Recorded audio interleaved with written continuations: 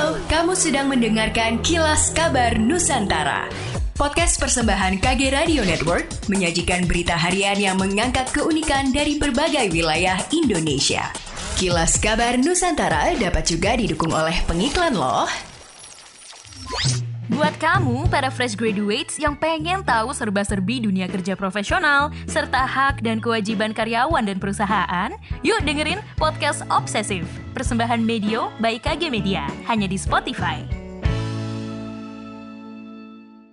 Otoritas Jasa Keuangan OJK memberikan apresiasi untuk kerja keras instansi perbankan yang ada di daerah ini yang dinilai membantu OJK dalam meningkatkan inklusi keuangan di Sulawesi Utara. Winter Marbun, Kepala OJK Sulu Tenggo Malut berharap kerja keras dari seluruh perbankan dan OJK mampu meningkatkan inklusi keuangan, sebagaimana yang menjadi instruksi dari Presiden Joko Widodo. Kendati begitu, Winter mengatakan bahwa masih ada kendala yang perlu dijadikan perhatian, yakni terkait tingkat literasi keuangan masyarakat yang juga masih rendah. Winter juga mengatakan saat ini berdasarkan survei pada 2019 lalu, tingkat inklusi keuangan masyarakat Sulut sudah mencapai 84%. Hanya saja masyarakat masih harus diedukasi untuk meningkatkan literasi keuangannya. Dan di bulan inklusi keuangan ini, Winter berharap semua pihak terkait dapat saling berkolaborasi dan terjun menyentuh masyarakat secara langsung. Jumlah kasus gangguan ginjal akut progresif atipikal yang terjadi pada anak usia 0 hingga 18 tahun atau mayoritas anak balita yang dilaporkan secara nasional hingga 18 Oktober lalu mencapai 206 kasus dari 20 provinsi dengan angka kematian sebanyak 99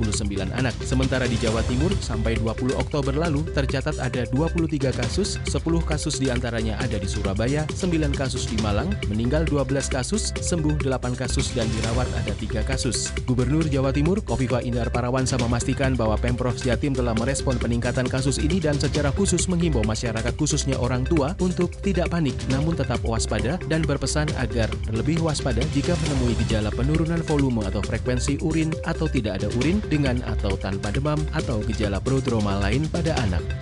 Rumah Sakit Dr. Muhammad Hussein Palembang mengungkapkan ada 3 dugaan kasus gagal ginjal akut anak di Sumatera Selatan. Dari 3 kasus tersebut, 2 pasien gagal ginjal akut anak meninggal dunia dan 1 orang masih menjalani perawatan. Menanggapi hal tersebut, Gubernur Sumatera Selatan Herman Deru mengatakan, masih ada pro dan kontra terhadap penyebab terjadinya gagal ginjal akut. Saat ini masih menunggu hasil penelusuran lebih lanjut terhadap anak yang diketahui menderita gagal ginjal akut.